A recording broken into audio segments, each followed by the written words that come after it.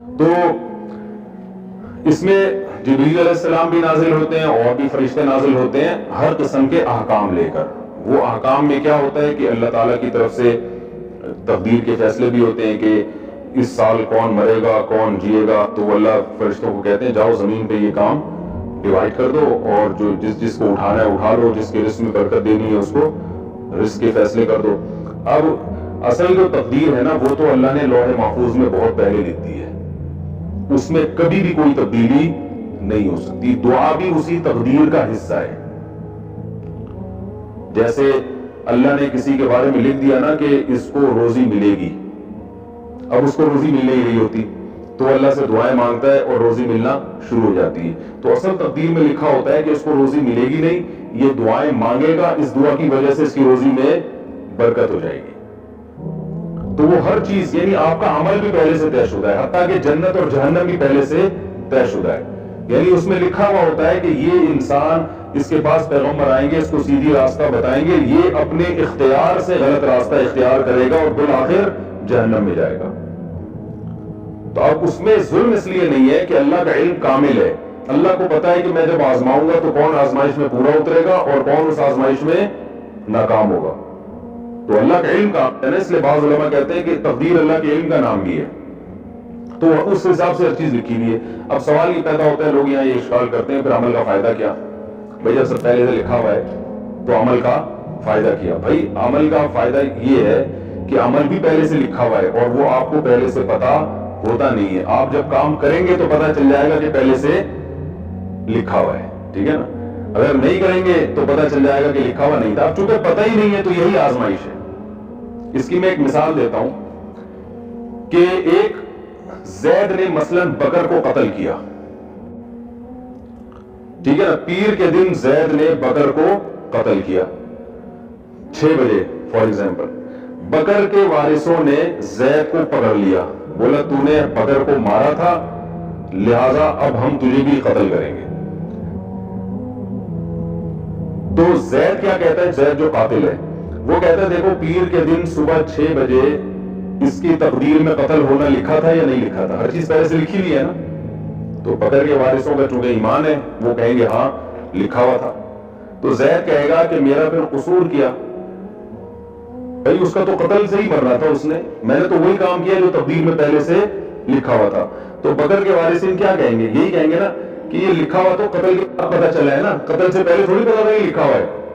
تم نے تو اپنے اختیار سے یہی ایسا کام کیا جس کا پورا مکمل تمہیں اختیار تھا. یہ تو اللہ کو پہلے سے علم تھا کہ زید مکمل اپنے اختیار کے ساتھ بغیر کسی جبر و اکراہ کے پیر کے دن صبح 6 بجے بکر کو قتل کرے گا. یہ تو اللہ جانتا تھا اور اللہ کے علاوہ کوئی نہیں جانتا تھا.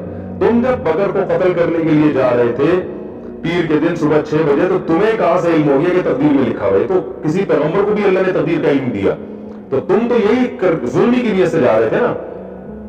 تو یہ تو ہے تحقیقی جواب. اگر زید کی سمجھ میں یہ جواب نہ آئے, وہ کہے نہیں یہ تقدیر میں لکھا ہوا تھا تو میں نے کون سا کیا, میں سزا کا مستحق نہیں ہوں, تو بکر کے وارثوں کو چاہیے پھر وہ زید کو کہیں کہ ہم آپ کی گردن اڑا رہے ہیں, لکھا ہوا ہوگا تو مر جاؤ گے, نہیں لکھا ہوا ہوگا تو نہیں مرو گے. تو جیسے آپ بے قصور تھے اس کو مارنے میں تو ہم بھی آپ کو مارنے میں کیا ہے, تو وہ گردن اڑا دیں اور پھر نوٹ کر لیں کہ تقدیر میں لکھا ہوا تھا کہ زید نے منگل کے دن صبح 6 بجے انتقال کرنا تھا. لہذا زید کے وارثین اگر آئیں تو جو دلیل زید نے بکر کے قتل پہ پیش کی تھی وہی دلیل آپ زید کے قتل پہ پیش کر سکتے ہیں. تو تقدیر ایک حقیقت ہے, یاد رکھیں. یہ اہل سنت والجماعت کا متفقون علیہ عقیدہ ہے. بہت ساری احادیث اور قرآن کی آیتیں اس پر کہ ہر چیز پہلے سے طے شدہ ہے, اس میں پتہ بھی اس تقدیر کے بغیر نہیں ہل سکتا. جو کچھ لکھا حتیٰ کہ جنت جہنم سب چیزیں, لیکن یہ اللہ نے علم چھپا دیا ہے اور یہی انسان کی آزمائش ہے. اب اگر کوئی شخص بدعمالیاں کر کے جہنم میں جائے گا وہ یہ نہیں کہہ سکتا کہ اللہ میری مقدر میں چونکہ جہنم تھی اس لیے جا رہا ہوں. اللہ کہے گا تجھے پہلے کس نے بتا دیا تھے تیرے مقدر میں؟ تو وہ جواب, اور تو نے تو زنا کیا, شراب پی, یہ کیا, اس لیے جہنم میں جا رہا ہے. تو وہ کہہ سکتا ہے اللہ زنا شراب بھی تو تقدیر میں تھے نا. تو اللہ یہی کہے گا جب تک زنا کیا نہیں تھا تو تجھے کس نے بتایا تھا, تو بچ جاتا. تو اس سے یہ ثابت ہو جاتا ہے کہ تیری تقدیر میں بچنا لکھا ہوا ہے. سمجھ میں آ رہی ہے بات؟ تو یہی انسان کی کیا ہے, آزمائش ہے. تو اللہ ہم سب کو جنت میں لے جائے اور ہماری مقدر میں جنت ہی لکھی ہوئی اللہ کرے. تو حدیث میں آتا ہے اعملوا فَكُلٌّ مُيَسَّرٌ لِمَا خُلِقَ لَهُ، عمل کرو جو جس نے جہاں جانا ہے نا ویسے عمل کرے گا وہ. تو اس لیے اب اور کیسے عمل ہم کریں گے ہمیں پتہ نہیں ہے، تو اچھے کر کے دیکھ لو پتہ چل جائے گا، اچھے ہونا شروع ہو جائیں گے، ٹھیک ہے نا. برے کر کے دیکھو تو پتہ چل جائے گا کون سے عمل ہو رہے ہیں برے.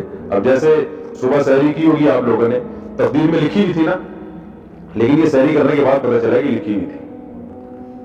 اگر آپ صبح بیٹھے رہتے گھر والے پراٹھا لا کے رکھتے کھا لو سحری کرو، آپ کہتے تقدیر میں لکھا ہوا ہوگا تو کھاؤں گا، نہیں لکھا ہوا ہوگا تو نہیں کھاؤں گا، تو نہیں کھاتے. جب ٹائم گزر جاتا تو پتہ چل جاتا تقدیر میں لکھا ہوا تھا کہ نہیں. تو جیسے تقدیر دنیا کے کسی جرم میں عذر قابل عذر نہیں ہے، اور کوئی دنیا میں ایسا نہیں دیکھا جو تقدیر کی بیس پر دنیاوی اسباب چھوڑ دیتا ہو، تو ایسے آخری اخروی اسباب بھی چھوڑنے کی اجازت نہیں ہے. جبکہ دنیاوی اسباب میں تو بعض دفعہ نتیجہ سبب اختیار کیے بغیر بھی نکل جاتا ہے، آخر میں نہیں نکلے گا، عمل ہی پہ جنت ملے گی اور عمل ہی پہ جہنم ملے گی. سمجھ رہے ہیں؟ تو جو جنت میں جائے گا وہ جنتی وجہ سے اعمال کرے گا، جو جہنم میں جائے گا وہ جہنمی والے اعمال کرے گا. اور اصل مدار آخر وہ کیا ہے، انما الاعمال بالخواتیم، حدیث میں آتا ہے کہ اصل مدار آخر خاتمے پر ہے.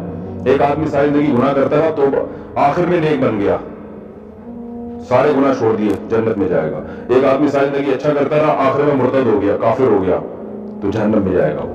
تو آخر تک جو ہے نا، اب اس کا یہ مطلب نہیں کہ آپ اپنی برے اعمال کرتے ہیں بولے آخر میں نیک بن جاؤں گا. تو مطلب حدیث کا یہ ہے کہ ابھی نیک اعمال کر رہے ہو تو آخر تک کنٹینیو کرنا ہے اس کو، اور جو برے اعمال کر رہا ہے تو اس سے امید دلائیے کہ ابھی بھی موقع ہے، سدھر جاؤ. اللہ ابھی سدھرو گے تو پچھلے اعمال نہیں دیکھے گا اللہ تعالیٰ. تو یہ اس لیے خوب اچھی طرح سمجھے. ہاں تو اصل تقدیر تو ایسی ہے جو کبھی بھی چینج نہیں ہو سکتی. یہ جو علماء کہتے ہیں دعاؤں سے تقدیر بدل جاتی ہے، یہ تقدیر معلق ہے. تقدیر معلق یہ ہوتی ہے لٹکی ہوئی تقدیر، کہ اس میں یہ ہوتا ہے کہ یہ بیمار ہو کے مرے گا جو ہے نا، لیکن وہ دعا مانگتا ہے تو کیا ہوتا ہے، وہ آدمی بچ جاتا ہے، مرتا نہیں ہے. کیونکہ تقدیر مبرم میں لکھا ہوا ہوتا ہے کہ یہ مرنے والا تھا، لیکن چونکہ یہ دعا مانگ لے گا لہذا یہ بچ جائے گا. تو یہ جو دوسرے نمبر والی تقدیر ہے نا، یہ دعاؤں سے چینج ہوتی ہے. پہلے نمبر والی تقدیر میں دعا بھی شامل ہوتی ہے. دوبارہ بتا دیتا ہوں، تقدیر کی دو قسمیں، تقدیر معلق اور تقدیر مبرم. تقدیر پہ شارٹ کے لیے سے بنا دینا پورا. واسع خان ان کو بتانا پڑتا ہے، اتنی سینس نہیں ہے. دو چار جب تک ہوئی ہے، ماموں کا ڈر نہیں ہے نا. یہ بتا رہا ہوں، اللہ نے فرمایا نا راہ مستغنا، انسان اپنے آپ کو مستغنی سمجھتا ہے تو اللہ سے نہیں ڈرتا، تو ماموں سے کون ڈرے گا. تو تقدیر مبرم جس میں کبھی بھی چینجنگ نہیں ہو سکتی، اور معلق جو لٹکی ہوتی ہے کہ یہ کر لیا تو یہ ہوگا ورنہ یہ ہوگا. تو یہ جو دوسرے نمبر والی تقدیر ہے جو لٹکی بھی ہوتی ہے، یہ دعاؤں سے بھی چینج ہو جاتی ہے، اسباب سے بھی چینج ہو جاتی ہے. تو اب جو فرشتے جو نازل ہوتے ہیں نا، تو وہ فرشتے اسی تقدیر مبرم کے حساب سے فیصلے کر رہے ہوتے ہیں. اب سوال پیدا ہوتا ہے وہ تقدیر میں تو سب کچھ اللہ نے پہلے سے لکھ دی ہے، تو فرشتے جو نئے آرڈر لے کے نازل ہوں گے تو ہمیں عبادت کرنے کا حکم کیوں ہے؟ کیا فائدہ ہوگا؟ پورے سال پہ اس کے اثرات کیا پڑیں گے؟ بھائی جب اصل جو اللہ نے لکھ دیا وہ تو چینج نہیں ہو سکتا. تو یاد رکھیں، جب لیلۃ القدر میں کوئی عبادت کرتا ہے، دعائیں مانگتا ہے، تو تقدیر معلق میں تو یہ ہوتا ہے کہ اس سال اس کو یہ حادثہ ہوگا، یہ نقصان ہوگا، لیکن جو لیلۃ القدر میں دعائیں مانگے گا، اچھے اعمال کرے گا، اس کے ساتھ یہ حادثہ نہیں ہوگا. اور تقدیر مبرم میں لکھا ہوتا ہے کہ یہ دعائیں مانگے گا، لہذا ہم پہلے سے لکھ دیتے ہیں کہ اس کے ساتھ یہ حادثہ نہیں ہوگا. تو لیلۃ القدر میں کس نے عبادت کرنی ہے، کس نے نہیں کرنی، اور اس عبادت کے نتیجے میں پورے سال کے فیصلوں میں کیا اثر پڑے گا اور کیا نہیں پڑے گا، یہ بھی پہلے سے اللہ نے اپنے علم کے مطابق لکھا ہوا ہوتا ہے. تو اس لیے ہمیں چاہیے لیلۃ القدر میں ہم عبادت کریں، دعائیں مانگیں، تاکہ اس کا اثر پورے سال اچھا پڑے. ٹھیک ہے نا؟ یہ بھی ایک لیلۃ القدر کا فائدہ ہے کہ کیونکہ اس میں فرشتے نازل ہوتے ہیں، تو وہ اللہ کے فیصلوں کے ساتھ، تو فیصلہ ظاہر ہے جو اچھے کام کرے گا اس کے حق میں اچھے فیصلے ہوتے ہیں، جو برے کام کرتا ہے اس کے حق میں برے فیصلے. اس لیے علماء کہتے ہیں کہ لیلۃ القدر کی رات میں گناہ کرنا یہ بہت بڑی تباہی ہے، کیونکہ آپ اس وقت میں برائیاں کر رہے ہو جب آپ کے پورے سال کے فیصلے ہو رہے ہیں. جج جب فیصلہ لکھ رہا ہو نا، اور اس وقت آپ جج کو گالیاں دینا شروع کر دو، تو اچھا فیصلہ بھی وہ کیا کر دے گا، چینج کر دے گا.